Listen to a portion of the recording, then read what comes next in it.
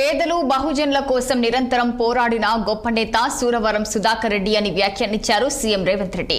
రాజకీయాల్లో ఎక్కడ రాజీ పడకుండా గొప్ప సిద్ధాంతాలతో ఎదగడం ఆయనకే సాధ్యమైందని తెలిపారు. సిపిఐ మాజీ జాతీయ ప్రధాన కార్యదర్శి మాజీ ఎంపీ సూరవరం సుధాకర్ రెడ్డి పార్థివ దేహానికి తెలంగాణ సీఎం నివాళులర్పించారు. హైదరాబాద్ ముగ్రం భవన్ కు వెళ్లిన రేవంత్ రెడ్డి ఆయన భౌతిక కాయానికి పూలమాలలు వేసి అంజలి ఘటించారు. పాలమూరు బిడ్డ సూరవరం జాతీయ స్థాయి నేతగా ఎదగడం తనకు గర్వంగా ఉందని సీఎం రేవంత్ చెప్పుకొచ్చారు. అధికారం ఉన్నా లేకున్నా తాను నమ్మిన సిద్ధాంతాలను వీడలేదని సుధాకర్ రెడ్డి మన రాష్ట్రానికి చేసిన సేవలను స్మరించుకోవాలన్నారు. సూరవరం కుటుంబానికి అన్ని విధాల ప్రభుత్వం అండగా ఉంటుందని తెలిపారు సీఎం రేవంత్ రెడ్డి. బహుజనులకు సిద్ధాంతపరమైన రాజకీయాలను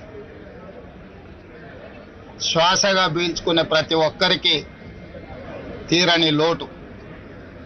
విద్యార్థి రాజకీయాల నుండి జాతీయ రాజకీయాల వరకు, చివరి శ్వాస వదిలే వరకు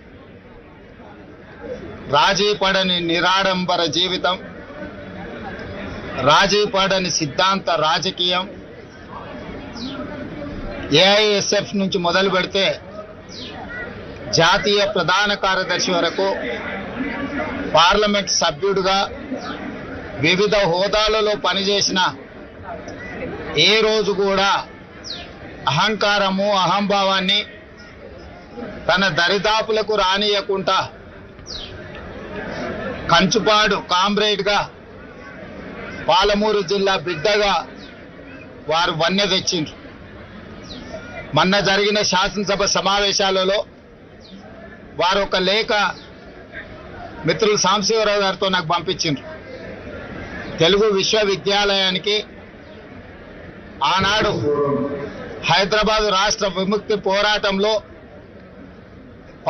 పత్రికా సంపాదకుడుగా ఎనలేని సేవలు అందించి నిజాం నిరంకుశ రాజ్యాన్ని నుంచి పేదలకు విముక్తి కలిగించిన సురవరం ప్రతాప్ రెడ్డి గారి పేరు పెట్టాలి అని వారు నాకు లేఖ రాయడం జరిగింది.